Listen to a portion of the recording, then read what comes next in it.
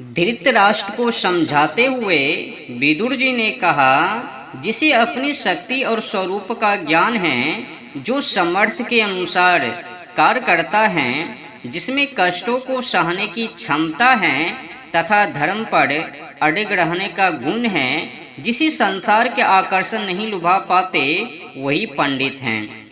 जो अच्छे कर्म करता है तथा बुरे कर्मों से, बुरे संगतों से दूर रहता है, जो ईश्वर में पूरा विश्वास रखता है तथा श्रद्धा जैसे महान गुण से युक्त हैं, वही पंडित हैं।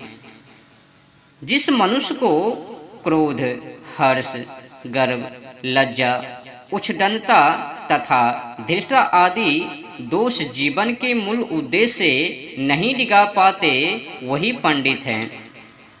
जिसकी भविष्य योजना तथा गुप्त मंत्रणा को दूर लोग नहीं जान पाते, काम पूरा होने पर ही जिसके इरादों का पता लग पाता है, वही पंडित हैं।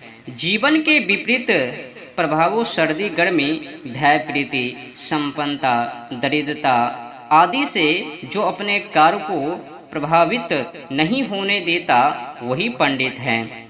जिसकी लौलिक बुद्धि धर्म व अर्थ के अनुकूल चलती है तथा जो विषय वासनाओं को त्याग कर धर्म रूपी प्रयोजन अर्थात पुरुषार्थ को चुनता है, वही पंडित है।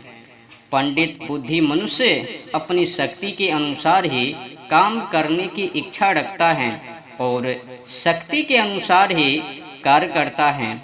वह किसी वस्तु अथवा मनुष्य को महत्वहीन नहीं समझता।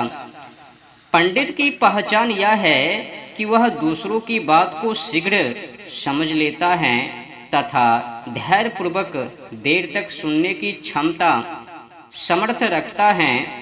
शब्द, रस, रूप आदि इंद्रियों के विषयों को जानकर कर्तव्य बुद्धि से उन पर विचार करता है, कामना या आसक्ति से नहीं। वह बिना पूछे दूसरे के कामों में हस्तक्षेप नहीं करता। पंडित बुद्धि मनुष्य दुर्बल वस्तु की कामना नहीं करता, न ही वह खोई हुई वस्तु के विषयों में शोक करता है।